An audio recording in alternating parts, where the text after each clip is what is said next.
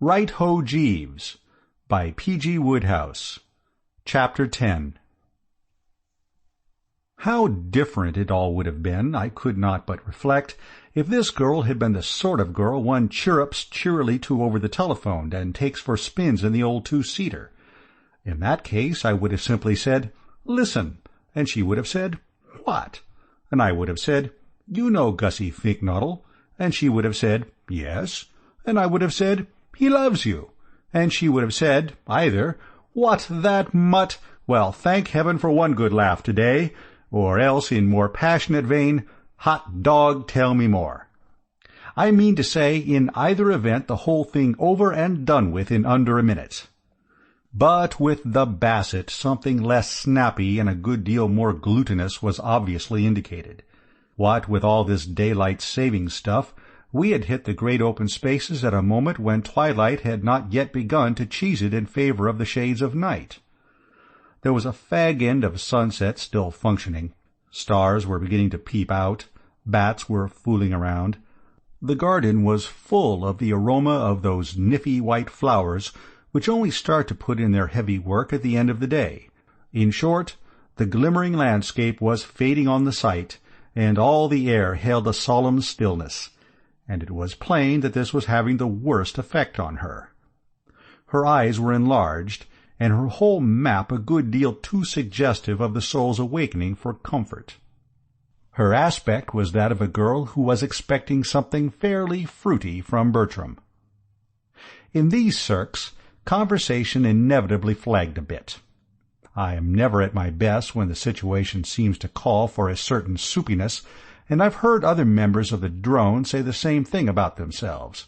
I remember Pongo Twistleton telling me that he was out in a gondola with a girl by moonlight once, and the only time he spoke was to tell her that old story about the chap who was so good at swimming that they made him a traffic cop in Venice. Fell rather flat, he assured me, and it wasn't much later when the girl said she thought it was getting a little chilly and how about pushing back to the hotel. So now, as I say, the talk rather hung fire. It had been all very well for me to promise Gussie that I would cut loose to this girl about aching hearts, but you want a cue for that sort of thing. And when, toddling along, we reached the edge of the lake and she finally spoke, conceive my chagrin when I discovered that she was talking about the stars. Not a bit of good to me. "Oh, look," she said. She was a confirmed oh-looker. I had noticed this at Cannes, where she had drawn my attention in this manner on various occasions to such diverse objects as a French actress, a Provençal filling station, the sunset over the Estorils, Michael Arlen, a man selling colored spectacles, the deep velvet blue of the Mediterranean, and the late mayor of New York in a striped one-piece bathing suit. "Oh, look at that sweet little star up there all by itself." I saw the one she meant, a little chap operating in a detached sort of way above a spinney. "Yes," I said. "I wonder if it feels lonely." "Oh, I shouldn't think so." "A fairy must have been crying." "Eh?" "Don't you remember? Every time a fairy sheds a tear, a wee bit star is born in the Milky Way. Have you ever thought that, Mr. Wooster?" I never had. Most improbable, I considered, and it didn't seem to me to check up with her statement that the stars were God's daisy-chain. I mean, you can't have it both ways. However, I was in no mood to dissect and criticize. I saw that I had been wrong in supposing that the stars were not germane to the issue. Quite a decent cue they had provided, and I leaped on it promptly. Talking of shedding tears— But she was now on the subject of rabbits, several of which were messing about in the park to our right. "Oh, look, the little bunnies." "Talking of shedding tears, don't you love this time of the evening, Mr. Wooster, when the sun has gone to bed and all the bunnies come out to have their little suppers? When I was a child, I used to think that rabbits were gnomes, and if I held my breath and stayed quite still, I should see the fairy queen." Indicating with a reserved gesture that this was just a sort of loony thing I should have expected her to think as a child, I returned to the point. "Talking of shedding tears," I said firmly, "it may interest you to know that there is an aching heart in Brinkley Court." This held her. She cheesed the rabbit theme. Her face, which had been aglow with what I supposed was a pretty animation, clouded. She unshipped a sigh that sounded like the wind going out of a rubber duck. "Ah, yes. Life is very sad, isn't it?" "It is for some people. This aching heart, for instance." Those wistful eyes of hers, drenched irises. And they used to dance like elves of delight, and all through a foolish misunderstanding about a shark. What a tragedy misunderstandings are! That pretty romance broken and over just because Mr. Glossop would insist that it was a flatfish. I saw that she had got the wires crossed. "I'm not talking about Angela." "But her heart is aching." "I know it's aching, but so is somebody else's." She looked at me perplexed. "Somebody else? Mr. Glossop's, you mean?" "No, I don't." "Mrs. Travers's?" The exquisite code of politeness of the Woosters prevented me clipping her one on the ear-hole, but I would have given a shilling to be able to do it. There seemed to me something deliberately fat-headed in the way she persisted in missing the gist. "No, not Aunt Dahlia's either." "I'm sure she is dreadfully upset."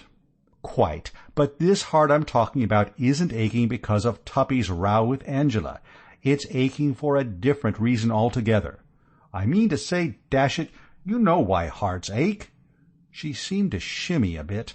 Her voice, when she spoke, was whispery. "You mean for love?" "Absolutely. Right on the bull's-eye. For love." "Oh, Mr. Wooster." "I take it you believe in love at first sight?" "I do, indeed." "Well, that's what's happened to this aching heart. It fell in love at first sight, and ever since it's been eating itself out, as I believe the expression is." There was silence. She had turned away and was watching a duck out on the lake. It was tucking into weeds, a thing I've never been able to understand anybody wanting to do, though I suppose if you face it squarely, they're no worse than spinach. She stood drinking it in for a bit, and then it suddenly stood on its head and disappeared, and this seemed to break the spell. "Oh, Mr. Wooster," she said again, and from the tone of her voice I could see that I had her going. "For you, I mean to say," I proceeded, starting to put in the fancy touches. "I dare say you've noticed on these occasions that the difficulty is to plant the main idea, to get the general outline of the thing well fixed. The rest is mere detail work. I don't say I became glib at this juncture, but I certainly became a dashed glibber than I had been. It's having the dickens of a time. Can't eat, can't sleep, all for the love of you. And what makes it all so particularly rotten is that this aching heart can't bring itself to the scratch and tell you the position of affairs, because your profile has gone and given it cold feet. Just as it is about to speak, it catches sight of you sideways, and words fail it. Silly, of course, but there it is." I heard her give a gulp, and I saw that her eyes had become moistish. Drenched irises, if you care to put it that way. "Lend you a handkerchief?" "No, thank you. I'm quite all right." It was more than I could say for myself. My efforts had left me weak. I don't know if you suffer in the same way, but with me the act of talking anything in the nature of real mashed potatoes always induces a sort of prickly sensation and a hideous feeling of shame, together with a marked starting of the pores. I remember at my Aunt Agatha's place in Herefordshire once being put on the spot and forced to enact the role of King Edward III, saying good-bye to that girl of his, fair Rosamond, at some sort of pageant in aid of the distressed daughters of the clergy. It involved some rather warmish medieval dialogue, I recall, racy of the days when they called a spade, and by the time the whistle blew, I'll bet no daughter of the clergy was half as distressed as I was. Not a dry stitch. My reaction now was very similar.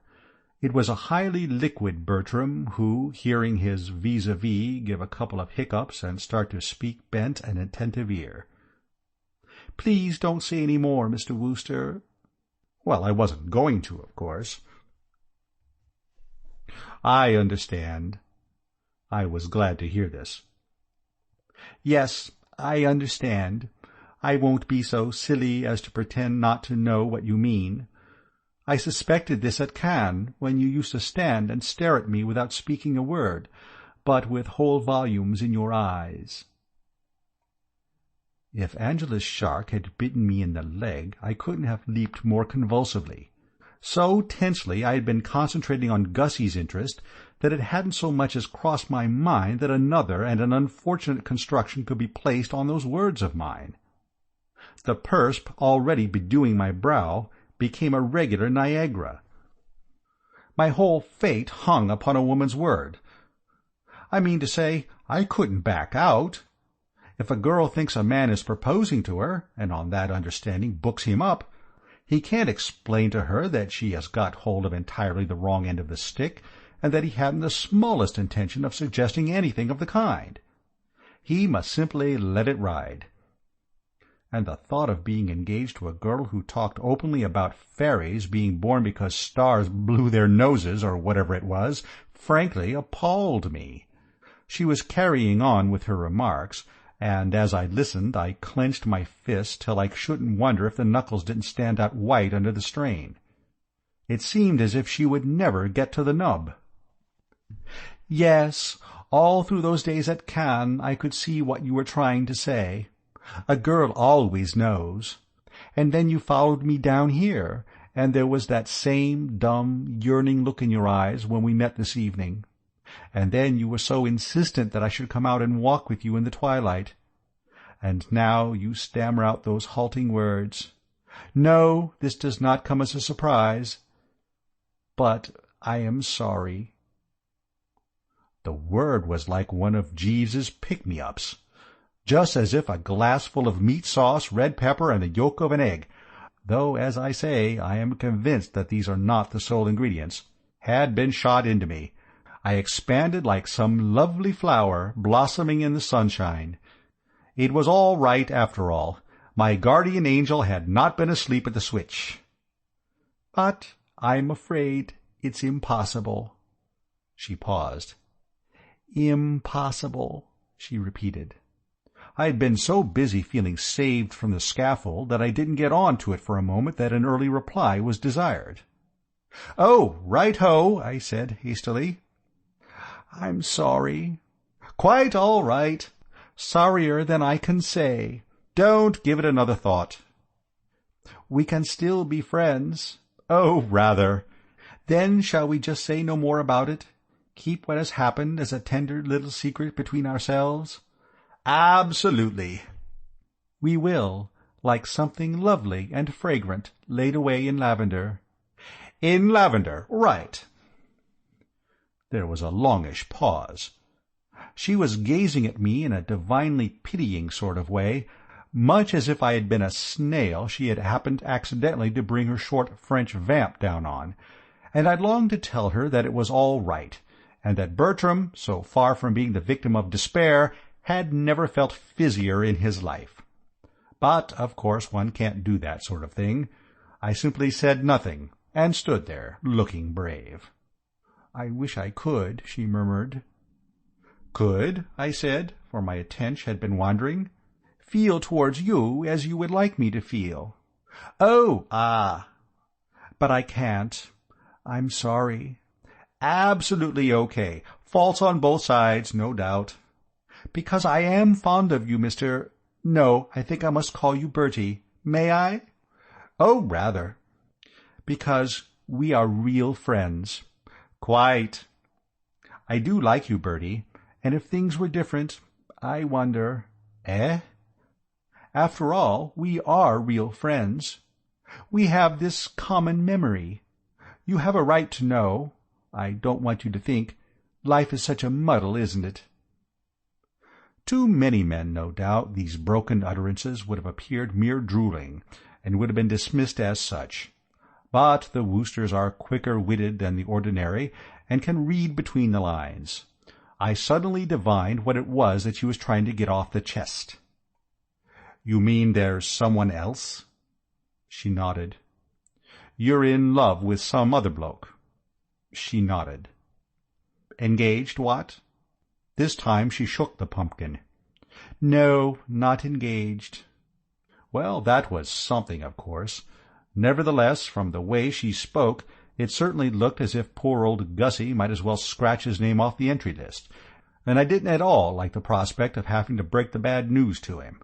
I had studied the man closely, and it was my conviction that this would about be his finish. Gussie, you see, wasn't like some of my pals. The name of Bingo Little is one that springs to the lips, who, if turned down by a girl, would simply say, "Well, bungo," and toddle off quite happily to find another. He was so manifestly a bird who, having failed to score in the first chukker, would turn the thing up and spend the rest of his life brooding over his newts and growing long grey whiskers, like one of those chaps you read about in novels, who live in the great white house you can just see over there through the trees and shut themselves off from the world and have pained faces. I'm afraid he doesn't care for me in that way. At least he has said nothing. You understand that I am only telling you this because— Oh, rather. It's odd that you should have asked me if I believed in love at first sight. She half closed her eyes. Who ever loved that loved not at first sight?